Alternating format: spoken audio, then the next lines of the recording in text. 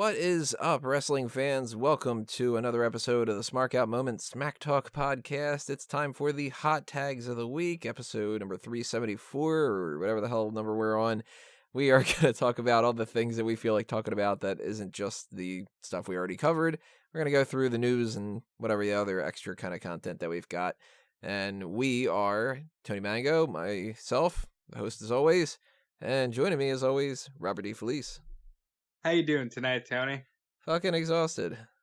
Still having breathing problems. Still overworked. Still underpaid. Brain dead. You can tell by the way that this intro's been going. Because it just never ends. It never ends. And they added more pay-per-views and stuff. It's just like, Eventually I'll, I don't know, die. And then I'll have to deal with it anymore. This is a morbid way to start, so let's just let's get into things. Should you die, let's let the record be known for the viewers.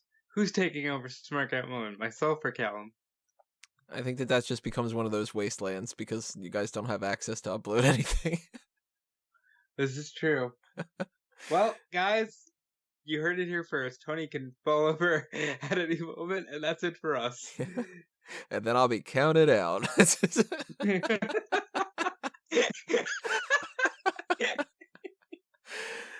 One of these days, it'll happen.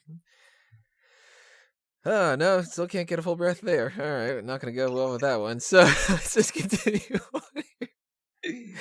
Let's talk about the specials that have been happening over the network that aren't pay-per-view related, that are just extra kind of content, because if you haven't had enough stuff to watch over the past couple of weeks or so, here's more stuff. We had WWE Chronicle, Paige, WWE 24, WrestleMania New Orleans, and the Edge and Christian show that totally reeks of awesomeness. Awesomeness episode that was titled "May the Push Be With You." Let's start off with Paige. Did you get a chance to check out Chronicle? Well, on your recommendation, I completely skipped it. Good man, because yes, see it or skip it, 100% skip it, everybody. This was a stupid special, because if you have followed anything that has happened with Paige over the past 2 years, you know exactly what every single bit of this is. There is nothing different behind it. It is an hour-long thing of Paige saying, I've been through a lot, and I came out at the other end, and I'm just so excited to be back, and it's great to be back, and I'm so excited that I'm back, and it's great that I'm back, and it's great that everybody's telling me that they're excited that I'm back, because I am too. Bleh, I'm gonna stick out my tongue to the camera over and over and over again. And then they just kind of repeat that until she goes, oh, and I'm injured, and then they're like, yeah, it sucks, the end. It's really stupid. It is the worst episode of Chronicle. It is probably my least favorite out of all of the, like, WWE Day of, WWE Chronicle, WWE 365, WWE 24, all those documentary stuff. This might be the least, like, substantial content that they've ever put out. And it sucks because I really was hoping that this would have been something that made me, like, change my opinion about Paige and like feel a little bit more sympathetic. And when I say that, I don't want to, come off as somebody who's like, no, fuck her, I'm glad that she got injured, because obviously that's terrible. But anybody knows that the way that Paige has been conducting herself over the past couple of years, like, I don't have as much sympathy for some things. The injury, yeah, that sucks. That shouldn't happen, and that's horrible. When it get to the whole, like, oh, I started to do drugs and stuff, it's like, well, I'm not going to really start getting into the whole argument of, at a certain point, drug addicts don't need to have too much sympathy because they already know ahead of time that drugs are bad, Everybody talks to Mr. Mackey, so. Okay, drugs are bad. Drugs are bad, okay. So that kind of side of things just didn't hit home with me. I'm sure plenty of other people will actually care more about that. I personally thought that this was a waste of an hour. And for a busy, busy week that I've been having, I mean, I watched the Chronicle thing while I was doing other work. And thankfully I was doing the other work, because if not, if I would have been just like sitting down and watching this, then I would have been like, God damn it, I should have slept for that hour. So 100% skip it. Thumbs down. I'll say the total opposite, though, for WWE 24. Loved that. I always do. That's always my favorite 24 of the year is the WrestleMania thing. Yeah, I know the big story was what opened the thing with Brock throwing the belt at Vince and it's going, "Hey, asshole!" You know, That to I'll be me honest, is really is a interesting. work. I think it's a work I'm not entirely sold that it isn't either. Like, because it's there's no way, knowing what we know about Vince McMahon, there's no way you're gonna tell me that this guy is gonna be a complete shithead to you, and you're gonna be like, "This guy is gonna carry the title more." unless there's just something with Brock that Vince feels like he's indebted to him or something. How? I don't know, but What? like maybe he thinks that like Brock's the only person who can draw ratings and stuff.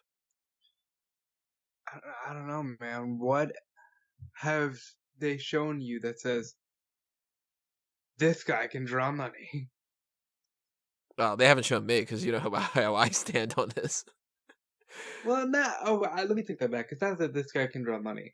It's that the people don't like him, and it's not because he's a heel. It's not. It's because they're pissed off that he's not around, and that he's presented as bigger than the company.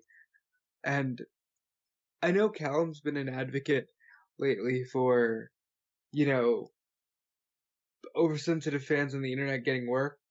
But again, I don't think this is a case of that. I think it's a case of people are mad because you're presenting him as better, because you're presenting him as above your company. And if you want people to invest in your company, how can we invest when you're like, this shit is stupid? Why do you like this? Look at Brock Lesnar. He's so much better than this. So he's so much cooler than us.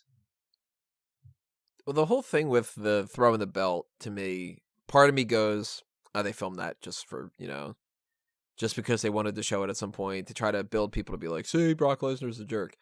But then another part of me goes, you know what, though? I don't know if they've actually ever kayfabed any of these WWE 24 things. And the way that some stuff has gone down and all that wouldn't shock me at all if that was just Brock throwing the belt, just being pissed, and Vince, for one reason or another, whether it's because he thinks he's the biggest draw or because of some other kind of stuff, if Vince just was like, okay, Brock, like, that's okay that you threw that, just kind of cowering to him. Well, we also know that um, Shawn Michaels was an asshole, and there's plenty of stories of Vince like kind Yep. of bowing to Shawn. So I don't know. There's so much truth rooted in either direction that I can see it being either way. That's a good way to start, too, because it's kind of... I wish that they would have built more on that and they would have shown more behind it, but that could have been the other thing, too. Like, there's a part in the Chronicle thing where Paige is getting checked out and Carano says, oh, hey, we're not going to film this part when they go into the other section. And that's kind of like, well, because maybe that's a little bit personal and they don't want to film it and stuff like that. And maybe the camera people weren't filming around WrestleMania where Vince chews out Brock or something like that. But maybe they also weren't filming because Vince was like sympathetic towards Brock and all that, like you don't really want video footage of your, chairman of the board sitting there saying, I know that you're mad, Brock, but can you please not do that anymore? Oh, no, you still want to do it? Okay. You don't want video footage of that. So maybe that's why they don't have anything more on it. It's very interesting. The Brock thing is weird, and it's one of those things where I'm gonna reference Callum again because he's such a good, antithesis to the way we think sometimes. I like Bruce Richard's podcast. Callum thinks Bruce is full of shit. I think that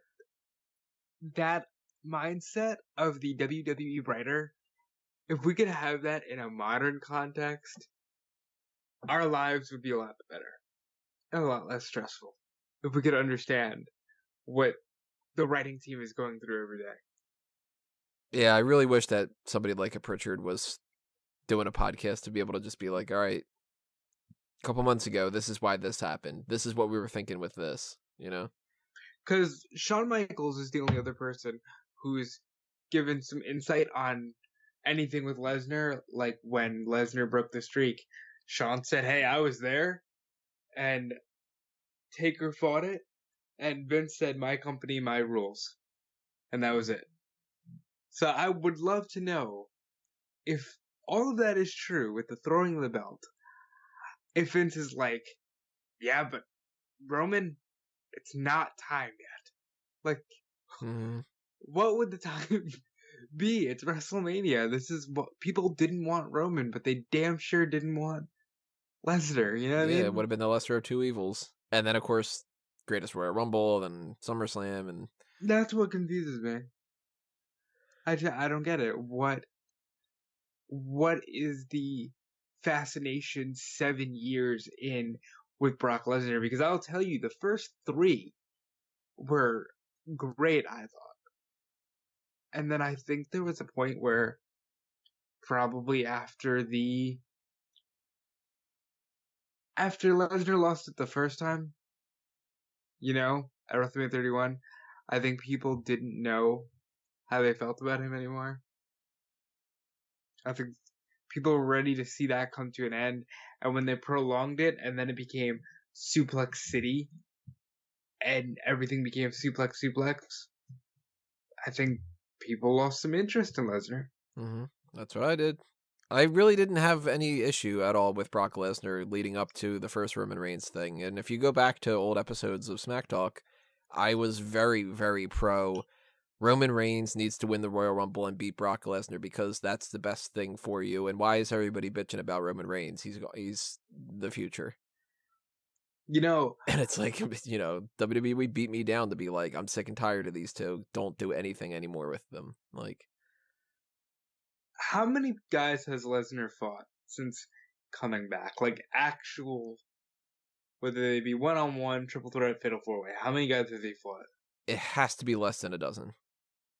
That's what I thought as well. I believe it's. I'm gonna try to do this real quick. Cena, Triple H, Punk, Big Show, Taker, Orton, Balor, Styles, Bryan, Styles, Bryan, Roman, Ambrose, Strowman, Kane, Wyatt, and then I think, do we say Goldberg? Goldberg, yeah.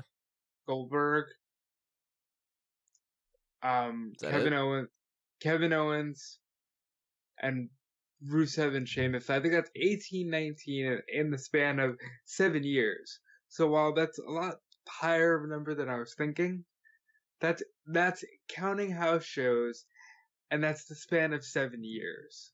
Mm-hmm. So I don't know. I really just hope that this business relationship is coming to an end. By the way, for anybody that's curious, 18 people over the course of 7 years is an average of 2.5 people per year.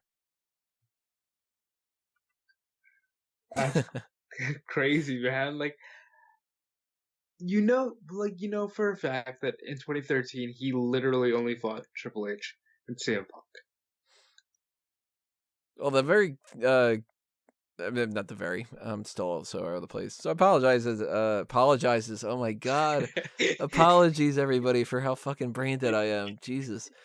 The good thing about the 24 special is it wasn't just something about the Roman Reigns and Brock Lesnar feud, because if it would have been, I would have been even more brain dead today. But they covered a couple other things too. Like they showed Rusev and Lana, and Rusev talking about how great it was to be actually cheered a little bit. Now, of course, they didn't turn him babyface for like 7 more months or something because they're just stupid like that. But about how great that was that both of them got to perform because Lana was in the Battle Royal. They had a little thing with John Cena. They had some stuff with Ronda Rousey and showing how like nervous and everything that she was backstage, which that was kind of fun. A lot of like all these WWE 24 WrestleMania specials, they're always good to show people being all like, oh man, I'm so excited. I get to do this. It's always been a dream of mine and like all this. And Nia Jax, talking about how much pressure that was. And I love little moments like seeing Braun hugging Nia Jax backstage, and Braun is crying, saying how proud he is of her. I love those kind of moments, you know? Yeah, and Heyman as well had a touching moment with Nia Jax. I think if you're gonna overexpose your characters as real life people, this is the best way to do it. Yeah, and not to do stuff that's more along the lines of like, Table for three. I was gonna say more like ride along, like where it seems like you've scripted the idea of them acting like funny versions of themselves. Because it's like, do I really believe that they left Byron Saxton? No. I don't really believe that they are like, oh, let's call so and so. Like, I think that's for the show. That's When 100%. Yeah, that's the thing. Like, you go, okay, well, what are some funny things that you guys can talk about during this ride along? What are some things that you can do? Do you want to play a game? Do you want to call somebody? Do you want to... That kind of shit. That's annoying. I want to see the real stuff of people being like... There's a shot of the WWE 24 special where Elias is talking to the people that are working the lighting cues, and he's like, yeah, can we get like Elias really big up on there or something? Like, and it's like, I like that kind of stuff, you know? So I yeah, definitely recommend everybody to check this out, because if you got an hour to spend, it's a good little hour to spend on that. I'd also recommend the latest Edge and Christian show. I That didn't see it. one had a couple of different things on there. Some of them a little bit of a miss. Some of them hits, though. I'm going to give you a rundown of pretty much all of them. There was a thing at the beginning of this where they're interrogating Ziggler, and they're asking him where it is. And he's like, I don't know what it is, whatever. God, I feel like I'm in a shitty Jericho promo. And he does a little venting, and it's kind of interesting because it's like, oh, maybe that's how he really feels about the idea of like, people say, you know, you got to take no prisoners. And then when you start doing that, then people say that that's like, you're still doing the same thing and all this other kind of stuff. So it's a little bit of an insight, I think. There's they do a shot of the Edge and Christian Employment Agency, and I didn't really like the gimmick itself for the whole segment, but I did like one jab that they did where Edge is like, something about like, you know, are you like bored with your current job? Is it as boring as a Zack Ryder unboxing video? Mean.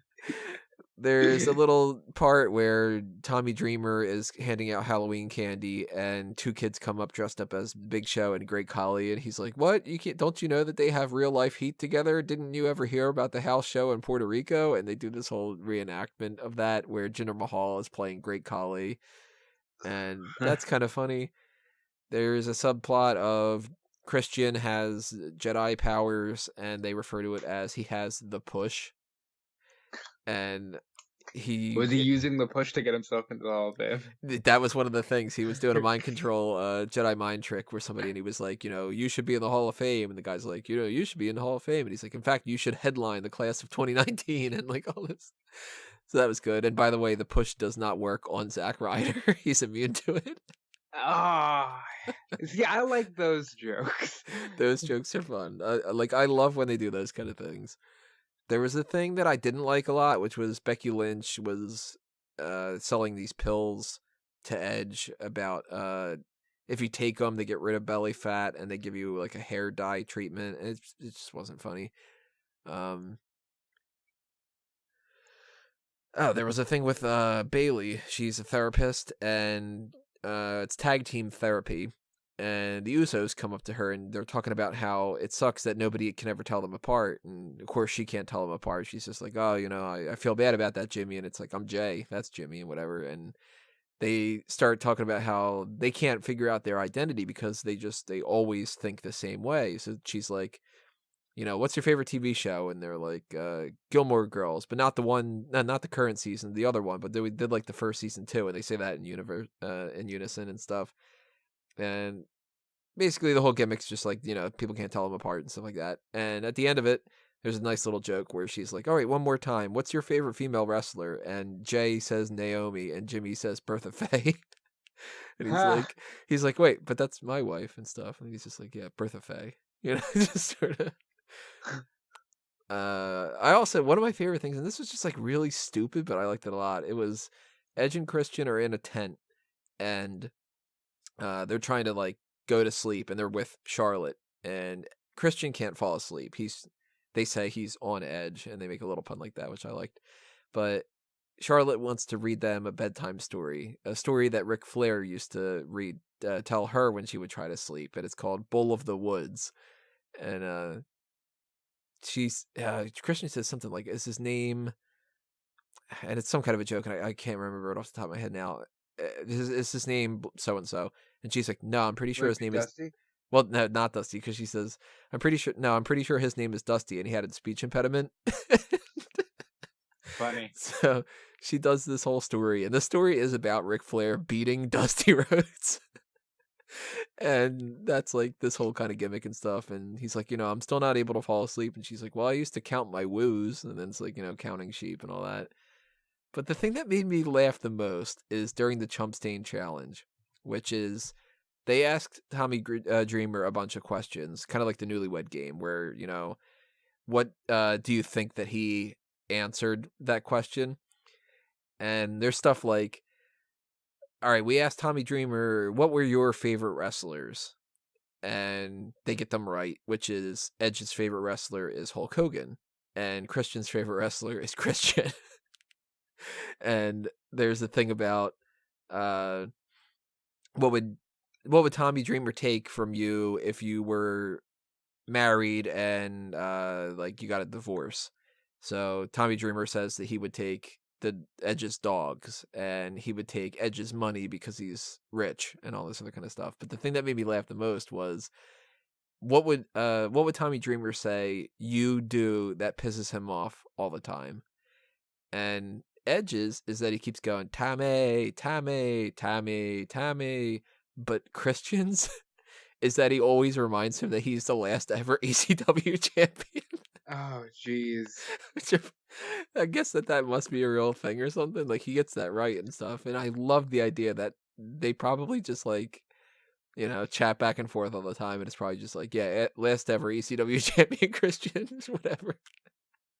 Well, Christian was the last WWE CW champion. That's what he says, too. He's like, Christian always reminds me he was the last ever ECW champion. But that's the fake one. It doesn't count and all this. I loved it. I thought that this is probably the best episode that they've had of the Edge and Christian show, outside of maybe the Kill Bill one. I don't know, but I actually rewatched Kill Bill 1 and 2 the other day when I was trying to sleep, failing miserably at it. And good movies. But yeah, definitely. Even though I gave all the fun parts about it, check out the Edge and Christian show, because what the fuck, why not? What else we have? We have, speaking of shows, they have said something on WWE.com. They haven't really specified too much about this, but there's going to be a new reality show. They haven't given the name.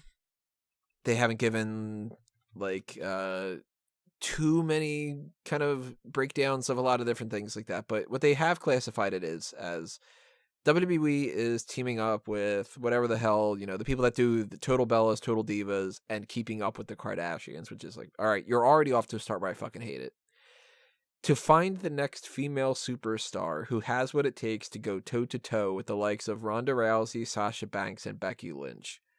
So, essentially, it seems like what this is we want to do Tough Enough, but we don't want to do Tough Enough because we only want to have it about women. And we can't call it the Diva Search because they're not divas anymore. And that's what it's like going to be. Well, they've been doing a lot more diva stuff, so I don't know if I would be totally surprised with the Diva Search. I can't imagine them using Diva Search.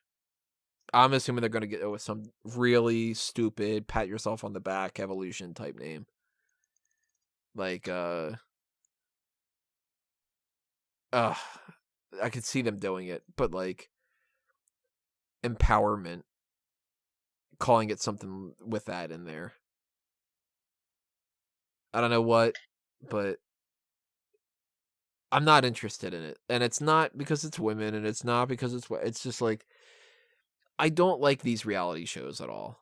And if they were to say they're doing a competition to find, a female competitor, I would say, well, why don't you just do Tough Enough again? Because why is it only the women that you're trying to find? But ignoring that, if they just said we're doing a female competitor thing and whatever, and fuck you, we don't want to do the men, but it wasn't a reality show, I'd probably watch every single episode of it. And I don't want to watch a stupid reality show because I don't want the people that follow up with the whole keeping up with the Kardashians thing. I don't enjoy those things at all. Yeah. It's not like Total Bellas has been a success, but it's not like, oh man, total. I totally want to see more of that. No, and I tried for multiple seasons to watch Total Divas. I gave it like 3 or 4 seasons or something. And I was just like, I can't do this anymore. Like, this is rotting my brain. So, if this is going to be the same type of a show, I don't think I'll watch even the first episode of it. And that sucks because that means all the reporting that I'm going to do in the future of like, you should be familiar with the most, everything with WWE as you possibly can. I'm going to be like, yeah, I'm sorry though. I can't watch that. Like, just can't do it. Maybe depending on if it's not presented with the same reality show type BS, maybe I'll give it a shot. But if it's Tough Enough, I would totally watch it because Tough Enough is, slightly different than that. But I just hate reality shows. They just suck so bad.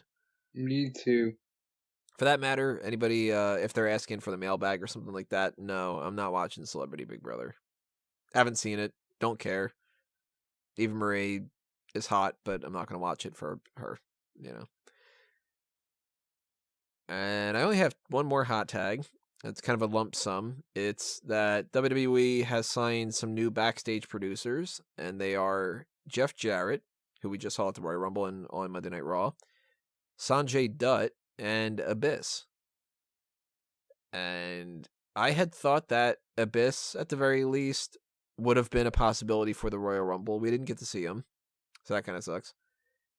But first question that I have, do you think that we're going to see Abyss or Sonjay Dutt actually compete at any point? I hope that Abyss does for my own personal selfishness, but no, I don't think so. Dutt, I could see more than Abyss in a certain regard. Like, it kind of wouldn't shock me at all if Sonjay Dutt popped up on an episode of 205 Live. Is he under 205? I don't know. Or, like, maybe he pops up on NXT or something like that. But Abyss?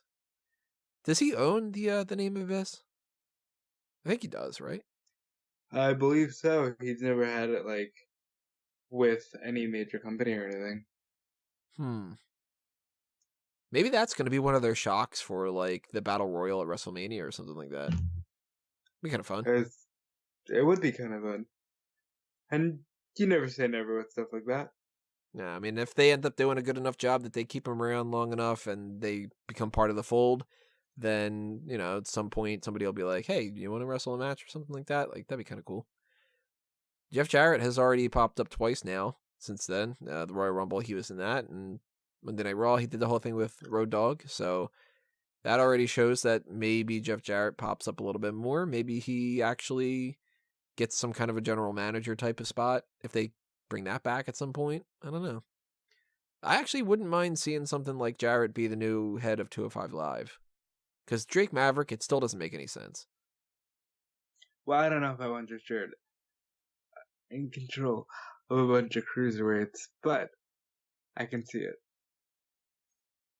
To me, it's just a pointless figurehead kind of thing. I just don't like the idea that when Drake Maverick comes out on Raw, you're supposed to hate him, and when he comes out on Tuesday, you're supposed to like him. That's stupid. That is dumb. And I have no idea, of course, because I don't work backstage, so no insider insight on like what Abyss and Sonjay Dutt and Jeff Jarrett are particularly working on, like what their strengths are, what their weaknesses are, if they're going to be backstage producers that are in the same capacity as like a Fit Finlay, or if they're working more on like the, let's get into like the production side of things, or if they're trainer types, or like there's a lot of different possibilities that they could go with here. But I'm still pretty damn shocked that Abyss and Sonjay Dutt at the very least are doing this. Because where is their connection, Like, they're not Triple H guys, right? Like, they couldn't have. There's no crossover. I would have believed Abyss before I believed Sonjay Dutt, though. Do you think it's a Borash thing? It very well could be. They are his main contact. Because Borash, for some reason, has that Triple H connection. Very strange. It kind of makes me wonder, over these past bunch of years where Impact was considered the de facto number 2, Triple H must have been watching. It's kind of like with the whole "Are you watching Vince McMahon" thing, and it's like, yeah, we're watching. You gotta give us time. And I think that what we've seen with Triple H is he's a wrestling guy. He watches TNA and ROH, and he even said he's keeping an eye on AEW. So we'll see what happens. Pretty interesting that those people are coming in there, though. That's just even more of a shot against Impact, because now they lost their, 2 of their backstage guys. Yeah, and they lost a main homer, perhaps the biggest one in Abyss. I mean that both literally and figuratively. Abyss. Impact Hall of Famer. Yeah, I think all of their Hall of Famers don't even work the company.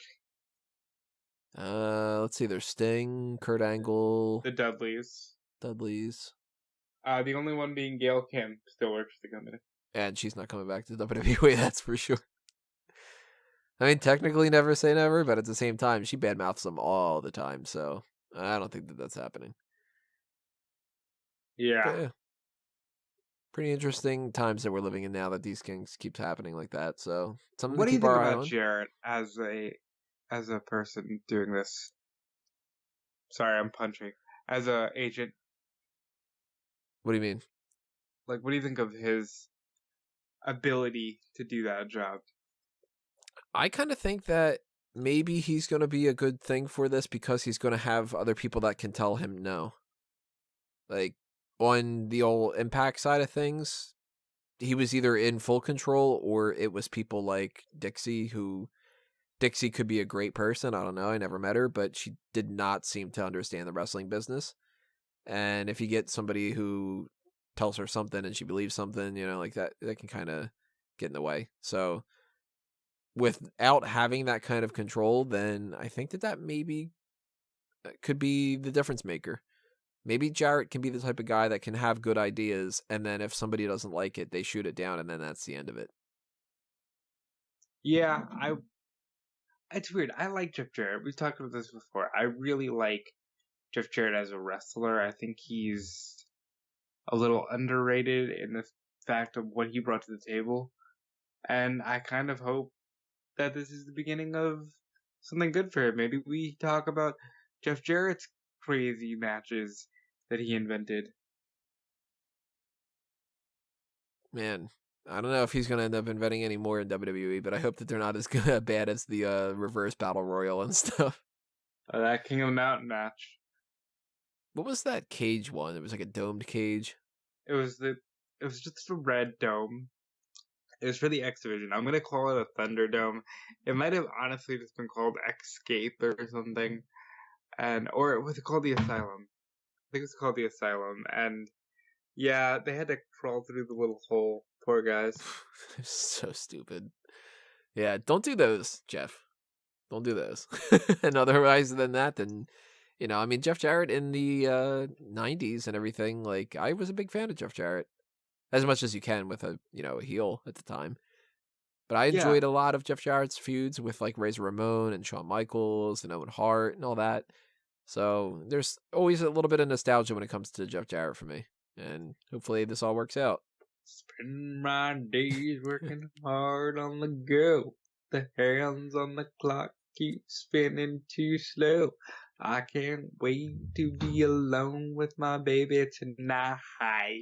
Why does he always go tonight? I don't know. I don't know. I love Fun fucking podcast. If you're listening to any other podcast other than Smack Talk, it should be something to wrestle with. Absolutely. And that's all I got for the hot tags. we know that Halftime Heat is coming up this weekend. We know that the Worlds Collide tournament is coming up this weekend. And of course, for some fucking reason, I hate it when people are doing these live event kind of coverage things because this is going to be a sidetrack kind of thing because I just kind of want to vent about something. If you are somebody who goes to a live event and you're responsible for giving the results to people, I'm not saying directly to me because sometimes that's the case. Sometimes I'm tweeting out to people and they're giving me the results and stuff. But, you're a part of any other website, PW Insider or something like that. Watch the fucking match and say what happened, because I had to go back and change what happened with the Worlds Collide tournament because all these websites had either reported that these two matches did not happen at all, like they just didn't do coverage for them, or that they flipped who were wrestling in the match. According to these sites, for instance, there was a match between Dominik Dijakovic and Keith Lee that wasn't happening, and that Tyler Bate had wrestled blanking on the name right now, but it was like Tyler Bate had been in a match or whatever like that when it was actually Trent Seven. So that's already they don't even, That you can't tell them apart. you can't tell which one's which. I know that they're both blonde haired guys with mustaches, but what the fuck, And there's a whole setup of that Tyler Bate had won this other certain match that he wasn't even wrestling in, according to another one of them. I'm not going to spoil too much, but if you were to say something here, I'll give you two random names instead. People that aren't in the Worlds Collide tournament.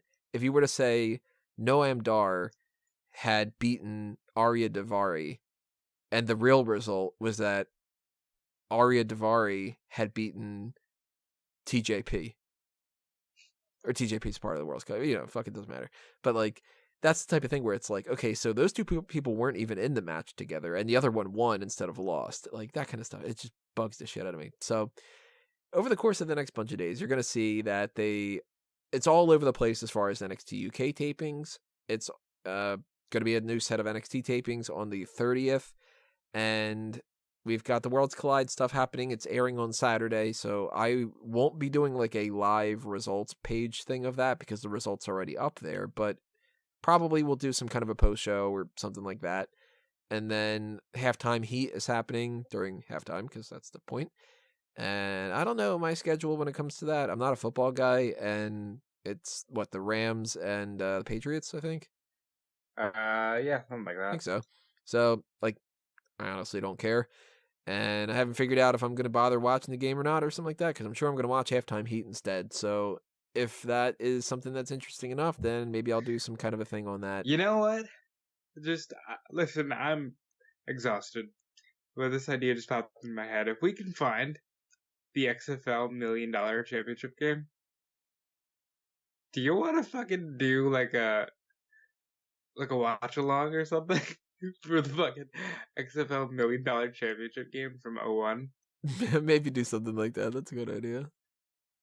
Find some Daily Motion video or something like that. That'd be fucking great. Whatever the case may be, everybody. Oh, you know what? Fuck. Why are we going out of the way when it comes to that? Why don't we do a watch along of Halftime Heat? Can we find that on the network or something? Like the other one that happened? You know what? I don't know if that's on the network. If it's not, I bet you it will be by Thursday. Huh. Well, keep your ears to the... Is it ears to the ground? Is that the phrase? Yeah. And I found the XFL game. Why the fuck is it keep your ears to the ground? Because I'm sure that when they were in wars a long time ago, it was literally keep your ears to the ground and listen to the footsteps. Oh yeah, that makes sense. For some reason, I'm thinking of The Simpsons with the snakes and Barry White. I told you before, my brain's fucking fried. So yeah, maybe we'll do some kind of a Halftime Heat type watch along or something like that. We have the mailbag coming up this week, everybody, so that's something also. I mean, we have to do that, or for it's just if not, we didn't do one for January, which government's not going to come after me or something like that, but it kind of defeats the purpose of doing it every month if we don't do it a certain month. So maybe you'll get an extra couple of things. I don't know. There's just way too much crap going on, but I kind of feel like when the opportunity presents itself that I should do those kind of things. So maybe we'll do some kind of a Smark announce table or something, or maybe we'll do a watch along and try to host it live or something. I don't know. That'll Stay be tuned fun. to Mega Maniacs at the very least. If you are not on the Mega Maniacs Facebook group, sign up for that because we'll maybe post something on there.